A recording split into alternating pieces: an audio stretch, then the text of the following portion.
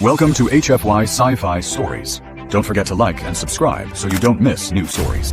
The world blurred into consciousness as Ren Valora's senses were overwhelmed by sand. Not just a little, but an abrasive deluge, gritty between her teeth despite her closed mouth, coating her hair like a second scalp, and filling every crease of her boots. It was a crude awakening. Then, as her eyes focused, a sight even more jarring. 6 tall, gaunt figures stood in a precise arc around her escape pod. They were aliens, undeniably, draped in uniforms that gleamed with an almost impossible, pristine sheen attire that shrieked elite military, while simultaneously scoffing at the mere concept of exertion. The leader, distinguished by a formidable ridge of cartilage where a human's eyebrows might be, cleared his throat with the pompous gravity of a galactic herald. "Human unit," he intoned, his voice an unsettling blend of resonance and metallic precision. "You are hereby conscripted into the Intergalactic Cadet Survival Trials under Clause 17.3 of the Vraxis Concord Protocols." Ren blinked, a slow, bewildered gesture. "Sorry, what now?" A charged silence followed. One of the smaller aliens, visibly twitchy, began fiddling with a peculiar device that seemed to be an unholy fusion of a hairdryer and a flamethrower. "Is it defective?" another whispered, too loudly. Ren shot upright, her irritation sharp. "Defective? Hey, I am not defective. Wait, did you say conscripted?" "Indeed," the one she mentally dubbed Cartilage Brows affirmed, completely unruffled. "By Universal Draft Beacon Protocol, your escape pod's distress signal regrettably intersected with our recruitment grid. Congratulations. You will now participate in the Vraxis 9 survival examination. 1 week, minimal tools, no external support. Your score will determine your eligibility for permanent assignment." Ren stared, utterly flabbergasted. She'd faced down bizarre scenarios before crash landing on frozen worlds, constructing makeshift shelters from gargantuan insect husks, even negotiating with sentient, territorial mold. But being forcibly recruited into what amounted to an alien scouting jamboree? That had absolutely not been on her galactic bingo card. "Listen," she interjected, raising both hands in a gesture of peace and protest. "I genuinely believe there's been a colossal mistake. I'm no cadet. I'm not even from your quadrant of the galaxy. I lack a uniform, weapons, and..." She gestured dismissively at their array of pulsing gadgets and multi-tools the size of small dogs. Whatever all that is. The smallest alien, distinguished by greenish skin and a disconcerting number of fingers, snorted. "Bare hands?" he squeaked, incredulous. "You're going into the desert with bare hands?" Ren folded her arms, a familiar defiance hardening her jaw. "Yes. What's wrong with that?" This question sent them into a collective, poorly suppressed fit of high-pitched, wheezing giggles. It was the kind of laughter that made her feel like the absurd punchline to an ancient, alien joke. "She intends manual survival," one gasped, barely able to contain himself. "Primitive methods," another muttered, utterly scandalized. "Surely she's jesting. Not even a Class 3 herbivore would attempt such a thing." Cartilage Brows raised a hand, attempting to restore order, though a subtle smirk played on his own ridge. "Human unit, your equipment requisition is conspicuously lacking, but rules stipulate no additional support may be granted post-draft. Prepare yourself. The desert trial commences in 1 hour." They turned and departed in a crisp, neat column, their murmurs of amusement fading with the distance. Ren remained rooted in the sand, her scowl deepening as she glared at her boots. 1 hour. Fantastic. Plenty of time to spiral into full-blown panic. But the panic never came. Instead, a surge of adrenaline sharpened her focus. She pushed herself upright, immediately surveying the desolate expanse. The desert stretched before her, an endless shimmering panorama of glassy dunes and jagged, ominous rock formations. Far to the west, dark, roiling clouds twisted like malevolent, churning smoke snakes. "Storm's coming," she murmured, a veteran's instinct overriding her growling stomach. Food could wait. Shelter absolutely could not. By the time the hour was up, she had already begun excavating a shallow pit, methodically piling sand into a crescent-shaped windbreak. She spat onto her hands for better purchase, her movements precise and practiced as she packed the makeshift wall with desperate efficiency. The aliens returned, their presence heralded by the unsettling hiss of hydraulics as their collapsible shelters began to unfurl. They glanced at Ren, then collectively froze. "She's digging," one whispered, a tremor of disbelief in his voice. "By hand," another squeaked. Almost a shriek, Ren looked up, shielding her eyes against the sun's glare. "Yes, by hand." You lot keep snickering. We'll see how long your little tin huts last when a real sandstorm hits. The leader stepped forward, his eyes narrowed, a hint of something besides disdain now in his gaze. Our shelters are Grade 7, certified against Category 4 atmospheric disturbances. Cute, Wren retorted, tamping her wall harder, a faint smirk playing on her lips. Hope they have a setting for swallowed whole by shifting dunes. As if on cue, the horizon curdled. The storm wasn't just approaching, it was surging, a monstrous swirling vortex of sand and raw static electricity that made the very air crackle with malevolent energy. The cadets scrambled, their movements frantic, a chaotic symphony of clicking mechanisms and frantic beeping as they deployed automatic shields and thermal barriers. Wren, in stark contrast, simply crouched lower behind her crude, handmade barrier, pulling her jacket tighter against the escalating wind. "Human unit!" one shouted, his voice barely audible over the rising gale. "You'll be vaporized out there. Get inside!" A sharp metallic snap interrupted him as one of their high-tech shelters buckled, partially collapsing under the sudden, brutal onslaught. Wren's smirk widened, a glint of grim satisfaction in her eyes. "Vaporized, huh? Guess we'll find out." The sandstorm didn't just hit, it exploded. It was an unbridled ocean of grit and static, hammering down in a blinding, deafening wave. Wren hunkered even lower, her improvised wall holding surprisingly steady against the wind's furious, howling assault. Through the swirling, opaque chaos, she could barely discern the shapes of the aliens, but their muffled shouts and the strained, metallic groans of their failing shelters echoed through the roar. Panic clawed at the air, a sharp crack piercing the din, followed by a raw, guttural shriek. "Structural integrity," she muttered into her scarf, the words choked with dread. Hours later, when the tempest finally relented, Wren surfaced from the sand, her lashes matted with fine grit. Her makeshift barrier had held true. She brushed it away like a familiar comrade. The alien trainees fared far worse. 2 protective domes had crumbled completely, their inhabitants entombed in drifts that rose to their middles. A 3rd resembled the gnawed remains of some colossal mechanical beast. The remaining pair stood askew, battered but defiant, their occupants peeking out with wide, unseeing eyes. Wren ambled over, a lone figure dusting herself off amidst the tragedy. "How's everyone holding up?" she asked, her voice surprisingly steady. They stared, their expressions a mixture of disbelief and awe. "You," Pexy stammered, half buried and clinging to his multi-tool as if it were a lifeline. "You're alive." "Shocking, I know." Wren offered a hand, but he flinched. "You didn't even have a shelter," Triac croaked, his voice splintering like stressed metal. "Just sand, and a little ingenuity," Wren replied, a glint in her eye. "Never underestimate manual labor, kids." Zeline, their leader, emerged from his lopsided refuge, clutching a datapad like a shield. His uniform bore tears, but his pride remained, at least for now. "This is an anomaly," he stated stiffly. "Grade 7 shelters are not meant to fail under such conditions." "Sure," Wren grinned. "Blame the sandstorm, not the fact you erected your little domes on unstable ground without anchoring." "Anchoring is automated," Zelin countered. "Exactly," Wren agreed, rummaging for flint. "And automation lacks foresight. It's all input, no soul, no intuition."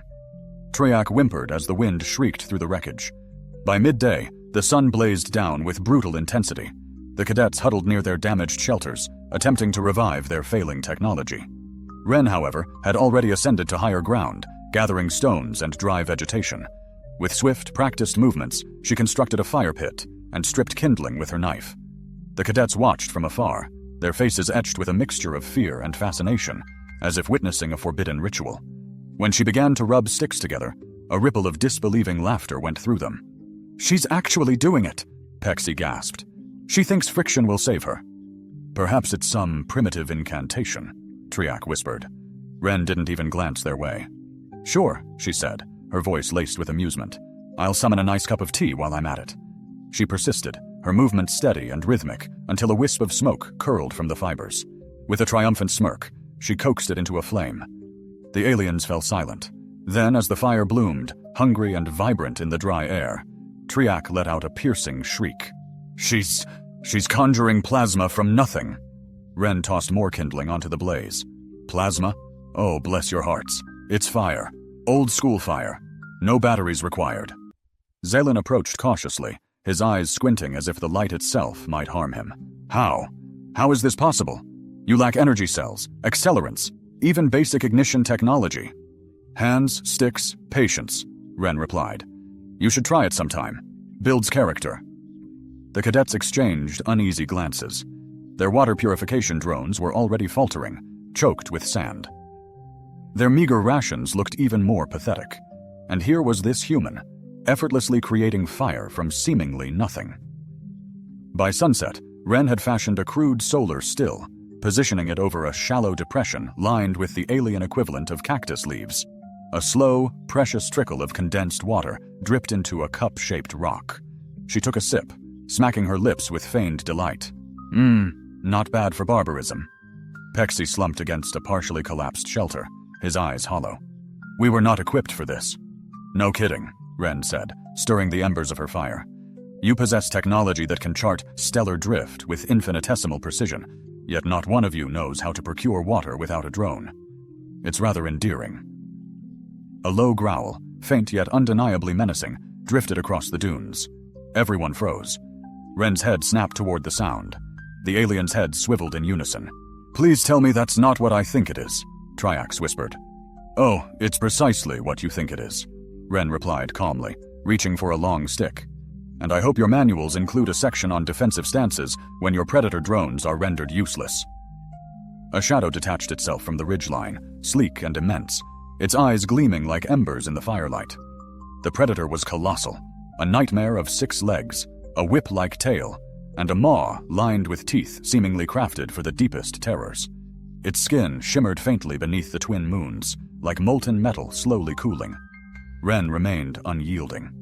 She crouched lower by the fire, one hand grasping her stick, the other hovering over a pile of stones she had gathered. Behind her, the alien cadets trembled. Frozen in stark terror, the cadets were pale and still. Pexi's eyes were wide, unblinking. Triac trembled, his multi-tool rattling.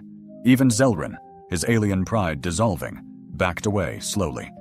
It's a sand hunter, he whispered, fear lacing his voice. Apex predators, immune to our defenses. Ren shot him a look. So your gadgets are useless. He bristled, but didn't argue.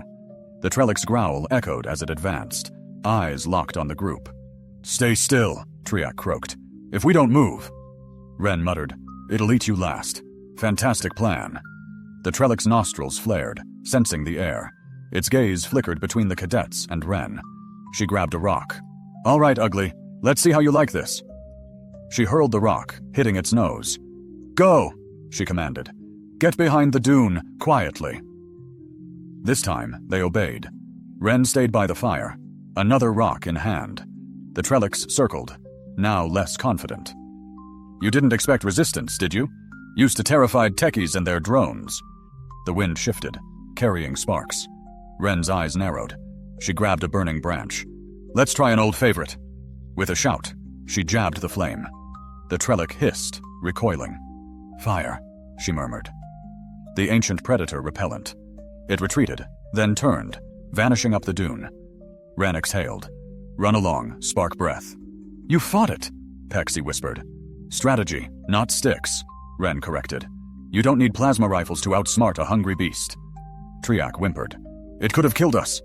That's why you don't stand there looking like a snack. They trailed her back to the silent camp. By morning, the desert heat was relentless. Zelrin's distress beacon remained dead. We need to signal command, he demanded, his voice filled with frustration. Lost functionality. Spoiled rations. Ren by the fire was boiling water. Out of food water options sounds like a learning opportunity. You don't understand. Oh, I understand, she said, sipping her water. You've never had to do anything without a machine's help. I'm surprised you remember to breathe. You can mope, Ren said, or help me build a solar still. Pexi brightened slightly. You'd let us join you? You'll work, she said. This isn't a charity. You'll admit humans are superior survivalists. Silence. Triac whispered, We admit it. Louder, Ren said, smirking. We admit humans are superior survivalists, Pexi said, barely audible. Good enough, Ren said, tossing him reeds. Weave your bedrolls. Tonight. Clumsy, but trying, they obeyed. No laughter. Above them, the suns blazed. A shape moved across the dunes. Ren stiffened. Another Trellick. No, 2. Looks like they brought friends, she murmured. The cadets were terrified. "We can't fight those," Triac stammered. "We have no weapons." "Neither do I," Ren said sharply. "But I have a brain. Stay put." She began tying knots with practiced speed. "Making snares," she said. "Basic but effective. You're going to help me dig pits." The earth crumbled, and they were forced to build defenses, fortifying against the inevitable. Zelrin scoffed, calling it foolish. Ren, unflinching, proposed, "Wait for your tech, or embrace survival." The sun relentlessly beat down as Ren, a master of strategy, drilled the cadets. They toiled, hands raw, their movements clumsy, but desperation fueled their will. Dusk arrived, and the traps were set. Ren, spear in hand, watched from the camp's edge, a huntress ready. Darkness fell, and the first predator stalked closer. "Hold," Ren hissed, their eyes locked. A clumsy cadet's misstep, and the beast pounced. Ren reacted, pushing a cadet to safety, her spear finding its mark, sending the creature tumbling into the prepared pit. "Another charged," Ren yelled, and a net ensnared the second beast. She lunged, her spear driving it away. "You've endured your first test," Ren breathed. The cadets stared, stunned. "We survived with our wits," Ren corrected. "Predators fear endurance." By dawn, the fallen Trellick was still. Ren, emotionless, tossed down some dried grass. The cadets, now with bandaged hands, began to gather water, a hint of calm in their eyes. A rescue ship emerged on the horizon. "Not yet," Ren stated, her voice hard. "Our beacons are useless." Zelrin frantically worked. "We're doing it my way." She began scraping the sand and ignited a signal fire. Smoke billowed, a dark beacon against the sky. The ship turned. That's how to call for rescue when all else fails. The ship landed. An officer, stern-faced, demanded a report. Zelrin stammered. The commander then turned to Ren. "And you?" "Just a tourist," she answered. "Guilty," she grinned. "You're welcome." The commander studied her, then finally ordered, "Your survival met. Their methods, unconventional." "You could say that," Ren retorted, a sly glint. "I call it basic competence. Try it." Pexi squeaked nervously. Triac's eyes darted, anticipating a shout. The commander surprisingly nodded. "I see. A debrief will be necessary." As exhausted silent cadets shuffled toward the ship, Ren lingered at the camp's edge. She surveyed the traps, scorched sand, the rudimentary shelter. It wasn't much, but it had worked. "Human," the commander called. "You'll board." Ren's lips curved into a wry smirk. "Thought you'd leave me for the sandstorm." Inside the cool, sterile ship, cadets slumped onto benches, their earlier ridicule replaced by profound weariness. The commander stood, hands clasped behind his back. "Cadets, your performance was suboptimal. You've acquired invaluable instruction." Pexi glanced nervously at Ren, then whispered, "She saved us." With her hands, just her hands. She harvested fire from sand, Triac added, awestruck. Ren raised an eyebrow. "You make it sound like I'm a magician. It's physics, friction, combustion, survival 101. The commander turned to her. "We've reviewed your actions. You possess skills our cadets lack. You adapted, improvised, ensured group survival when technology failed. Such instruction would greatly benefit our program." Ren's laugh was short, sharp, incredulous. "You're offering me a job? A provisional post as a field survival instructor?" She leaned against the wall, arms crossed. "So, let me get this straight.